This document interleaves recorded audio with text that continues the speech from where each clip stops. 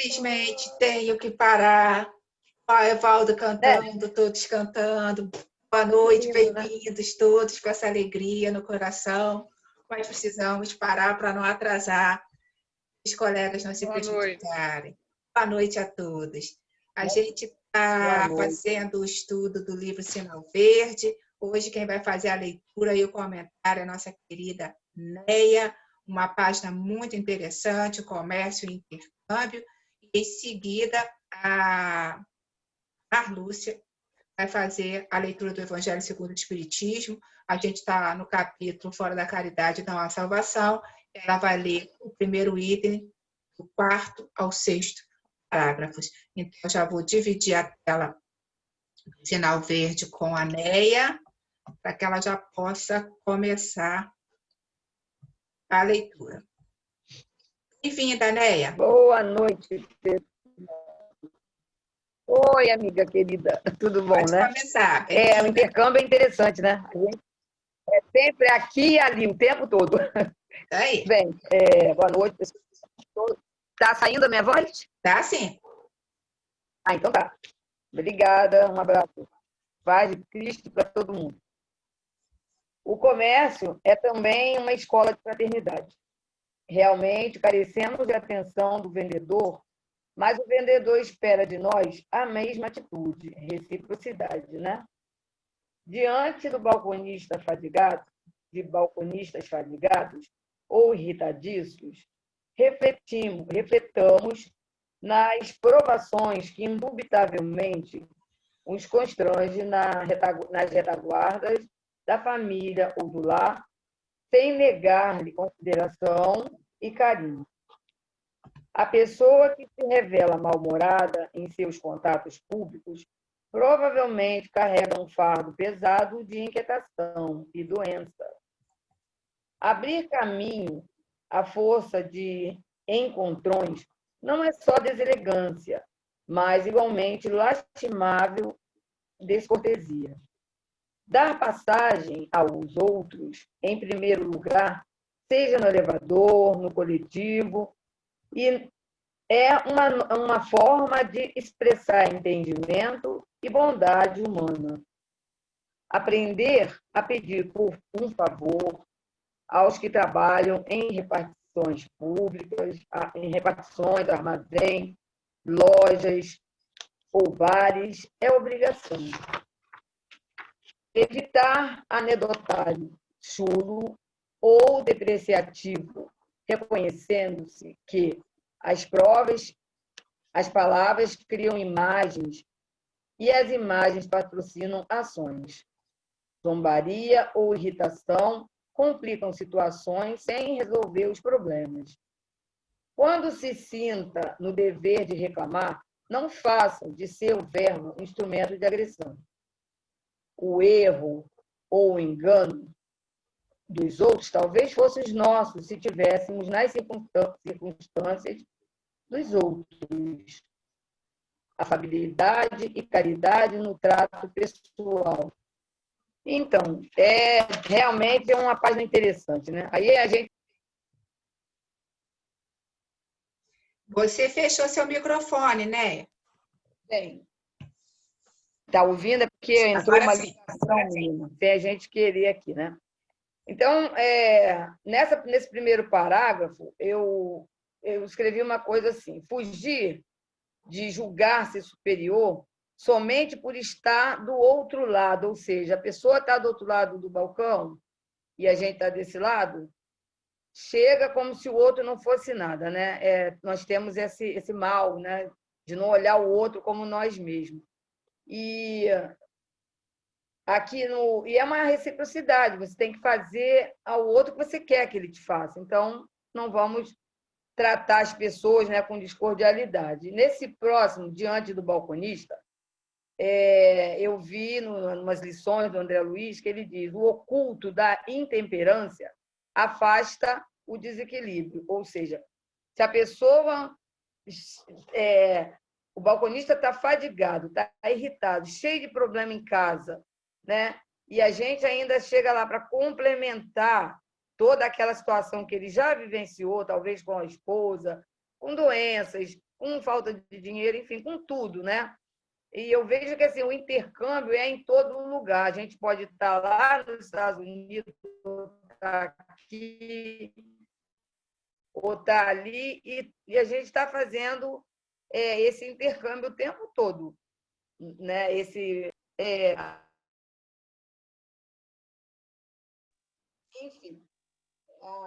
a pessoa que se revela mal-humorada em seus contatos públicos, né? Provavelmente carrega um fardo pesado. Então, tem uma outra palavra do André Luiz que fala: inconstância e indisciplina são portas abertas para frustração. Abrir caminho à força de encontrões. Então, ele fala sobre a elegância, a descortesia. Então, ele diz: a elegância moral é o selo da educação. A imprudência constrói o desajuste. E o desajuste extremo, o desajuste e o extremismo, o desajuste constrói o extremismo. O extremismo gera perturbação. Da passagem ao outro, né? No coletivo, enfim, em todos os locais, a gente vê o seguinte: os últimos serão os primeiros. A gente quer estar sempre na frente e acaba atrás, com tudo. Se a gente quer ficar adiantando o processo da vida, acaba muito mal, porque não vê o outro, não constrói uma situação bem para todos nós, né? Para vivermos melhores. Aprender a pedir um favor. Então, a gente diz o seguinte: em nossas casas, e aí diz o seguinte, o André Luiz fala: apagar intenções estranhas aos deveres da humanidade e ao aperfeiçoamento moral de si mesmo. São regras simples que devemos para com todos os irmãos. Aí, na próxima página, fala, né? Evitar anedotar os chulos, ou seja, preparar a própria alma em prece e meditação, para que a gente, quando se dirigir ao outro, não vá já atacando, falando palavras de baixo calão, enfim, perturbando, né, os locais, e para não cair nas tentações de nossas próprias inferioridades. Então, aqui em casa, hoje, cada mergulho é um flash, está tudo ligando, ao mesmo tempo que eu não tenho outra pessoa aqui para atender. Quando sinta-se no dever de reclamar, não faça de seu verbo instrumento de agressão, ou seja, buscar infadigavelmente o equilíbrio e o discernimento, que é o que faz com que a gente, se está equilibrado, você não vai atacar ninguém, né? Então, prece, estudo e a luz, porque podemos estar aqui e ali ao mesmo tempo. O erro ou o engano dos outros, né? Se fossem nossos. Então, eu vi também na página do André Luiz, que é interessante, que diz o seguinte: o ceareiro do Cristo é sempre servo do amor. A ribalta humana situa-se sempre no papel que devemos desempenhar. E, para encerrar, né, a leitura toda, calar todo impulso de cólera ou violência, amoldando-se ao Evangelho de modo a estabelecer harmonia em si mesmo, perante aos outros. Bem, isso, eu não sei se tem um tempinho, eu vou falar uma coisa rapidinho. Não tem. Estourou muito, amiguinha. Ah, meu pai, então tá. Mas, enfim, eu espero que tenha conseguido passar Passou muito bem, minha amiga. essa leitura, porque é importante, né? Muito bom. Agradecemos muito pelo teu estudo, pela tua preparação. Eu vou passar aqui para o Fernando fazer o único comentário do dia, senão a gente não vai conseguir manter o horário. Muito bom, né? Obrigada. Obrigada a você. Obrigada. Boa noite. Boa noite, Fernando.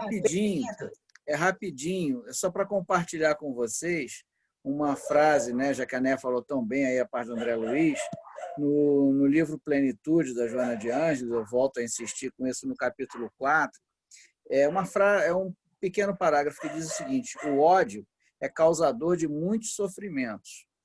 Todo pestilencial ele contamina com facilidade. Então, o ódio, ela dá um aviso aqui, travestindo-se de irritação, ansiedade, revolta e outros danosos mecanismos psicológicos reagentes. Então, nessa questão do comércio, quando a gente diz, eu sofro de ansiedade, eu isso, eu aquilo, e usa isso para justificar, saibamos isso. São manifestações do ódio, que é uma espécie de loucura de amor, quando a gente não é correspondido, a gente se fica indignado, e vai travestindo isso de irritação. Aí vai formando agregados na nossa mente que viram o campo para se manifestar as doenças. É só isso. Muito bom, Fernanda. Excelente comentário. Te agradeço bastante. E passo a palavra de volta para Neia, para ela fazer a nossa prece inicial, amiga. Obrigada.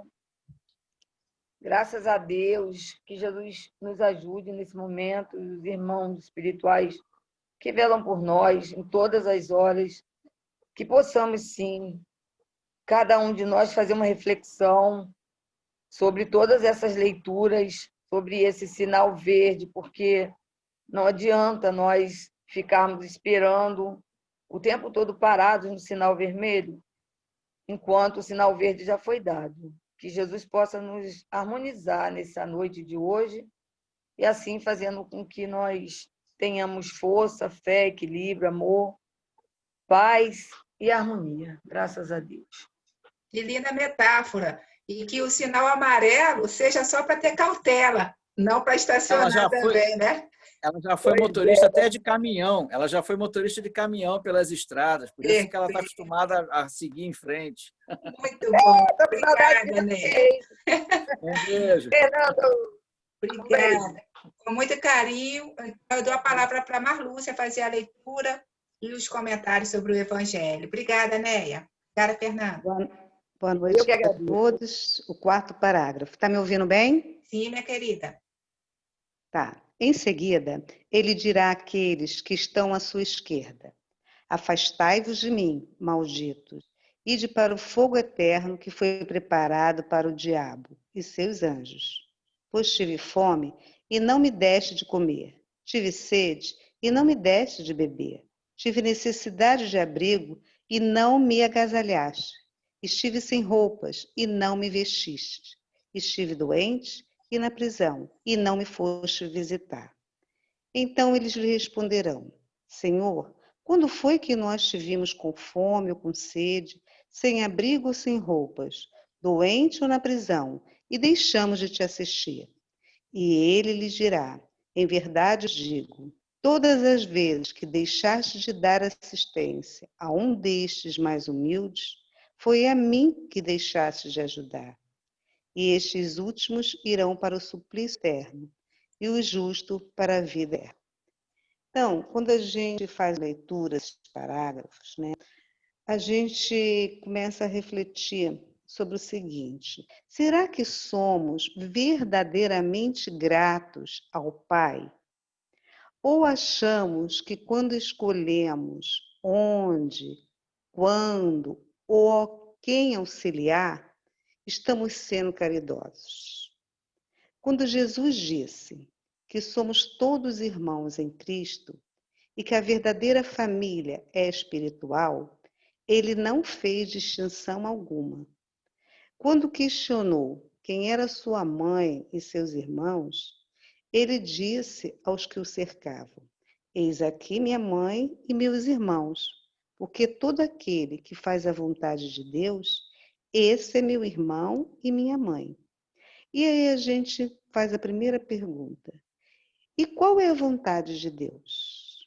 E aí Jesus responde: que amemos uns aos outros e que façamos ao outro o que esperamos que nos faça. Portanto, a caridade é a rota principal que conduz a Deus. Então, quando Jesus questionou que quando necessitou não foi atendido nessa passagem, é porque para agradá-lo devemos servir nosso próximo. E quem é o próximo em nossa vida? É todo aquele que a vida me concedeu de estar próximo, totalizando a humanidade inteira. aqueles que foram colocados pelas leis de atração organizadas por Deus, mais perto de nós, a fim de que a eles sirvamos e amemos, como se fossem o próprio Deus. Nós os conhecemos, né, como já foi dito em vários estudos aí, como parentes, problemas, adversários, desafetos, inimigos, etc. Então, Jesus, ele coloca a caridade no primeiro plano das virtudes, porque ela encerra todas as outras e exclui o egoísmo e a vaidade. Então, nós temos que colocar o que há de melhor naqueles que estão mais necessitados. O Evangelho, ele nos coloca em contato com o mundo e não em segmentos.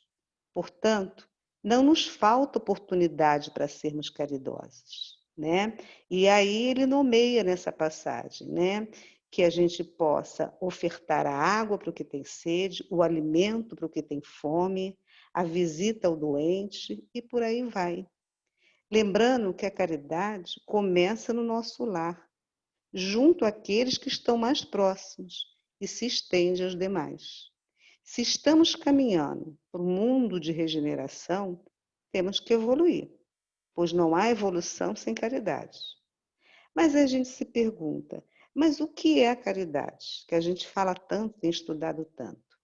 Esta pode ser entendida como um sentimento de amor ao próximo e, portanto, devemos ser caridosos e não fazer a caridade, apenas.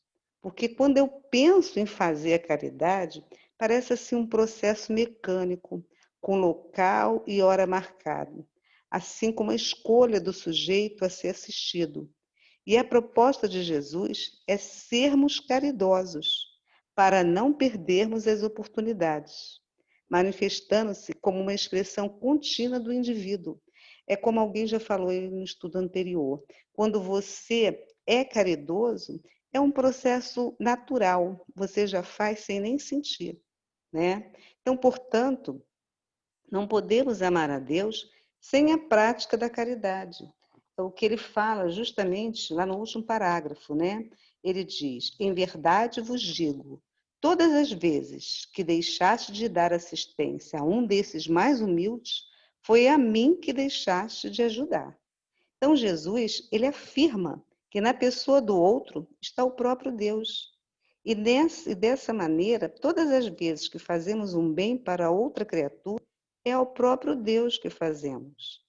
Nessa passagem, na verdade, Jesus está nos ensinando a adorar Deus, que é servindo ao bem do próximo, tendo compaixão e bondade para com os que sofrem, saciando a fome, abrigando, matando a sede, assistindo aos enfermos, aos encarcerados, etc. E aqueles que negligenciam a caridade serão condenados ao inferno. Aí a gente diz assim, nossa, então Deus vai castigar, ele vai punir? Não, na verdade Deus, ele é tão misericordioso, né, que ele nos dá a oportunidade da reencarnação. Então é o que ele coloca, que a caridade, para aqueles que negligenciaram, eles serão condenados ao inferno das expiações e das reparações de seus erros, através da misericordiosa lei da reencarnação, que possibilita ao espírito negligente aprender em nova oportunidade a lição do amor. Para quem assistiu à palestra da Rose, deve lembrar isso, ela fez essa diferenciação entre encarnação e reencarnação. Então, na verdade, a reencarnação é essa oportunidade de reparo dessa lei, dessa lição do amor, que muitas vezes nós negligenciamos em vidas pretéritas e nessa vida também. Então, meus irmãos, hoje estamos aqui porque negligenciamos no pretérito, muitos de nós. Portanto, sejamos gratos. É difícil, mas sejamos gratos aos afetos. Esses são fáceis, né? E principalmente aos desafetos. Eles são nosso material de construção para evoluirmos. Então, que aproveitemos o aqui e o agora na construção da felicidade futura. A Terra ela é uma espécie de educandário, e o amor é a disciplina importante que nosso Mestre Jesus está implantando em nossos corações.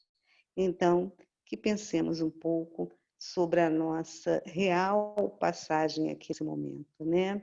O que eu tenho feito, principalmente por mim, né? E pelo meu próximo. E eu vou deixar aí um pouquinho desse tempo para que meus companheiros aí complementem. Um beijão para todos.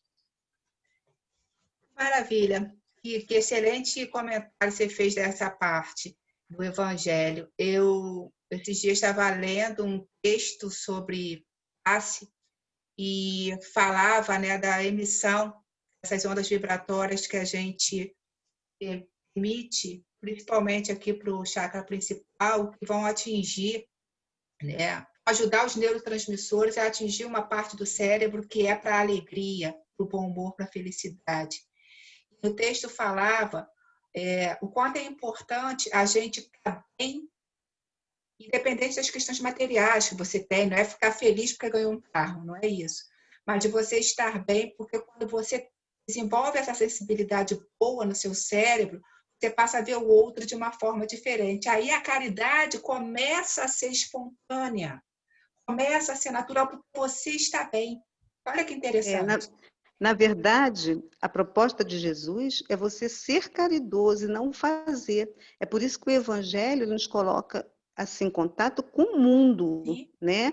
E não fragmentado. Porque quando eu penso, né, em fazer, eu fragmento. Eu já direciono a quem eu vou fazer, quando, onde, né? E não é essa a proposta de Jesus. É de ser caridoso. É que sejamos assim caridosos sempre, para não perdermos a oportunidade. Mas é um processo, né? A gente está em desenvolvimento, está nesse processo, é o que eu digo. A gente ainda não é caridoso, a gente está no processo de ser caridoso. Ir por esse caminho de saber que você precisa estar bem, feliz, isso é muito importante. Eu acho que esse estudo toda noite aqui tem nos ajudado tanto a manter o equilíbrio, né? E ficar bem, é o que eu estou falando. Eu quero estar sempre bem para que eu possa ver o meu próximo de uma forma melhor e alcançar o ser caridoso. E não fazer a caridade, como você muito bem falou. Muito obrigada, Marlúcia, excelente estudo. Vou passar aqui para o meu amigo Zé Luiz. Bem-vindo, Zé. Boa noite para todos. Esse tema, caridade, muitas das vezes, equivocadamente, as pessoas escolhem a quem fazer a caridade. E muitas das vezes se deixa de fazer a caridade. A caridade tem que ser feita para todos, não só das pessoas do seio familiar, mas a todos que precisam, necessitam. E muitas das vezes as pessoas deixam de fazer a caridade dentro de casa, com as pessoas próximas, porque não dá ibope. Então faz a caridade com as pessoas de fora, entendeu? Então, a caridade tem que ser extensiva, tanto para as pessoas que convivem conosco, como as pessoas que a gente não conhece, que por um motivo, uma necessidade, precisa, entendeu? E muitas das vezes a gente escolhe por quê? Ajudando as pessoas próximas, que estão bem próximas da gente, não dá ibope. Então, é isso que a gente tem que ter em mente, entendeu? A caridade tem que ser extensiva para todos. Muito bom. Aí, Zé, ótimo comentário. Vou passar aqui para o amigo Fernando. Vamos lá, Fernando. Oi, rapidinho, aqui a Marlu se lembrou da palestra de ontem, que foi maravilhosa, e eu percebi que entre aquele negócio assim de muita expiação, de muitos sofrimentos e tudo, eu descobri que eu sou missionário, entendeu? O meu caso não é kármico, não. É brincadeira. Mas, falando sério, no livro da Joana, né? Você gosta, né? A questão da caridade me parece uma questão de humildade, então a gente precisa do auto-perdão. O auto-perdão significa que a gente reconhece que era provável de errarmos, olha para aquele erro, assume, pede desculpa, né? Então a gente começa a se perdoar. Caramba, eu sou capaz ainda de xingar alguém, admitir o que nós somos de verdade. Nesse processo, a gente também começa a ter mais facilidade de desculpar os outros. Então, aí eu acho que é um passo para essa questão do ser caridoso que a Marlu se enfocou tão bem, né? O auto-perdão nos ajuda a desculparmos mais os outros e aí a gente vai criando uma aura de simpatia em torno de nós. É assim que a Joana de Ângeles descreve. Eu ainda não sou missionário, é brincadeira, então eu não sei o que é isso. Mas me parece que é um caminho interessante. Um beijo para todos. Tchau. O mais importante é a gente, nesse caminho do auto-perdão, chegar ao momento em que a gente não se sinta ofendido, porque aí a gente não vai precisar desculpar, porque a gente não se sente ofendido. Muito bom, Fernando. Obrigada. Dani, bem-vinda. Me faz lembrar, na área de serviço social, às vezes, alguns companheiros no trabalho da mediunidade, sem julgamento, sem crítica, mas uma reflexão. É igual assistente social que não quer subir a favela. Igual médico que muitas vezes escolhe qual paciente vai tratar. E na medida em que a gente vai se distanciando desse verdadeiro propósito, a gente vai se transformando em trabalhadores muito mecânicos, né? E às vezes a gente nem se dá conta disso. E quando a espiritualidade nos chama essas reflexões constantemente, é para nos fazer reforçar no nosso pensamento qual é o caminho que a gente está percorrendo, né? E se esse caminho da mediunidade, do trabalho no bem, da chamada caridade, ele está em consonância dos propósitos reais da mediunidade e do serviço com Cristo. Eu acho que é sempre bom a gente pensar sobre isso, né? Porque a gente tem essa tendência desse distanciamento, muitas vezes, quando o nosso companheiro pontuou, da caridade em casa, onde, muitas vezes, eu me deparo com determinadas situações em que alguns companheiros pontuam que a demanda de casa é tão grande, né, que muitas vezes não tem tempo para a caridade lá fora, né? Então, quando a gente abre essa dimensão de humanidade, né, transformando essa ação de uma forma plural, a gente vê o quanto a gente precisa se esforçar para fazer mais e melhor. Eu acho que é uma atenção que a gente precisa despertar a cada dia. Muito bom. Você falou aí do médico e do assistente social, eu diria do professor também. Quantas vezes já ouvi o professor falar, o quê? Esse ano eu vou ficar com aquela turma, aquela quinta série, aquela 502, eu não quero não, porque só tem peste. Então, é em todas as áreas, exatamente. Obrigada, Jane. Evaldo, querido. Boa noite a todos, parabéns para a Neia. A Marlu se colocou de uma forma muito bonita que o Evangelho ele é includente, ou seja, em todas as situações das nossas existências, o Evangelho deve nortear a nossa caminhada. E eu me faço constantemente a pergunta se eu sou ovelha ou bode, porque inúmeras vezes eu perco a oportunidade de ajudar o meu semelhante pelos mais diversos motivos, como botou o Zé Luiz, o Fernando, a Jane, porque, se tratando de mediunidade, eu sempre tive a percepção que quando Jesus nos orienta a dar com a esquerda sem que a direita o saiba, qual médium que pede a ficha kármica do espírito que vai se comunicar através das suas pobres possibilidades? Então, todos nós temos que nos analisar em relação ao que eu sou, não que o outro é, o outro eu não tenho gerência. Eu não tenho como pedir ao Mário para agir assim um assado. Eu é que tenho que gerir as minhas oportunidades, como Joana de Ângeles nos fala, né, o Fernando, na questão do espelho, né? Tudo aquilo que me irrita no outro é que eu tenho muito grande dentro de mim ainda. Então, eu tenho que me perguntar diariamente, Evaldo, você hoje foi o quê? Bode ou ovelha? Se você é ovelha, você está disposta a ficar no aprisco e colaborar com aqueles que estão dentro do mesmo aprisco que você? Ou se você ainda é bode, mas você ainda berra no ouvido do outro que está fedendo mais do que tu? Então, é um questionamento. O Evangelho nos propõe uma introspecção e não exteriorização da opinião. O que eu vou exteriorizar, como todos falaram, é o sentimento caritativo. Há necessidade, eu estou pronto a tentar ajudar e resolver. Enquanto eu não agir assim, então eu sou bode. Eu sou bode. Não é o outro que é o bode, não. Sou eu que sou o bode. Porque, para finalizar, Jesus nos propõe uma ação mínima de caridade. Mínima. Chico nos fala, Jesus não pediu para escalar o Everest, Ele pediu apenas para nos amarmos uns aos outros. Muita gente ainda opta pelo Everest. E eu já vi colega falando assim, essa questão da crítica, né? Porque quando você critica no outro, aponta o erro do outro, é o que você disse aí, é porque você faz isso em você. A pessoa fala, mas eu não faço isso, eu não sou assim, eu não sou indisciplinado, mas você é imortal, não é só essa vida não, você está trazendo de outras vidas, não é? O que te incomoda é o que você incomodava os outros em outras vidas. É por aí.